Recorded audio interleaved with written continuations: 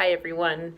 As promised, I said that when I do segments, I oftentimes have a really short amount of time and they're just super quick clips on certain topics. So today I thought I would follow up. I am doing an HLN segment this weekend talking about all the rage of Marie Kondo and her tidying up show and why has it been such a hit. And I want to talk about it from the perspective of mental health. And so, one of the things that I'll say right off the bat is that there is a strong connection between clutter and mental health. And the clutter is really a symptom of what is happening with somebody. So, there's a couple of ways in which looking at somebody who has a lot of clutter and disorganization in their life impacts their mental health. The first one is it increases your stress levels. And so, research studies have shown that when somebody has, over time, chronic stress, you have a lot of cortisol that runs through your body. And that cortisol is the stress hormone. And so it spikes up. And when you have a lot of cortisol that goes through your body, it can also damage a part of the brain called the hippocampus. And one of the things that the hippocampus does is modulate memory. And so we see research studies have shown, one of them being a UCLA study, that people who live in highly disorganized spaces and have a lot of clutter have reduced short-term memory and over time long-term memory. So right off the bat, we're looking at a lot of stress hormones running through the body and then your memory being compromised. Another thing that it can do is it can really impact your relationships. Everything from the people who are in your home, being less patient with them, being more stressed around them, because you feel when you have an environment that is highly chaotic, you feel a sense of stress. And so one of the things that we look at are compromised relationships, whether that's with your partner, your spouse, or with your kids. It's really important to understand that when you've got piles of laundry overflowing, that clearly impacts your mood.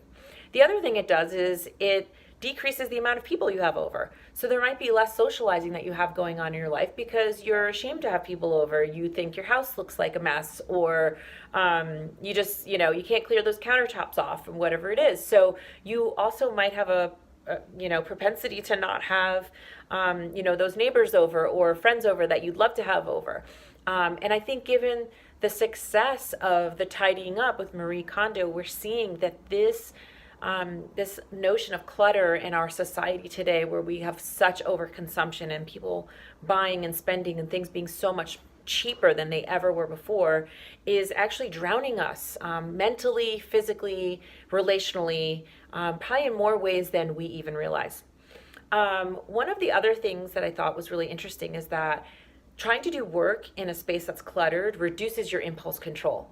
And so one of the things that there was an interesting study that they did was looked at the way people ate, whether their workspace was cluttered or not, and they found that people would gravitate more towards sweets and junk food and eat more of it kind of compulsively and impulsively when they were in a chaotic environment versus being in an environment that was neat and organized. You're more likely to actually make healthier food choices. So I thought that was interesting. And one of the other things that I'll say is that it reduces impulse control, probably for pretty similar reasons. That impulse control can lead to, not eating healthy, but it can also lead to not being able to stay on task. So you're doing one thing, but then you're looking around your office and you're realizing, oh, I should put that away. I should do that. Oh, I forgot to put, this back where it goes. And so before you know it, you're not able to stay on track. So you look kind of just easily distracted. I know that those things for me are things that I can struggle with on and off. And so if reducing clutter and getting more organized will help. I've experienced it. We probably all have, how much better we feel when we walk in the closet and it's organized. You walk into your bedroom, you don't have piles of clothes. You just feel better in the room. So I think probably all of us can relate to that feeling, but I just thought I would share some of the more clinical and psychological information about why it actually really is poor for our mental and then physical health.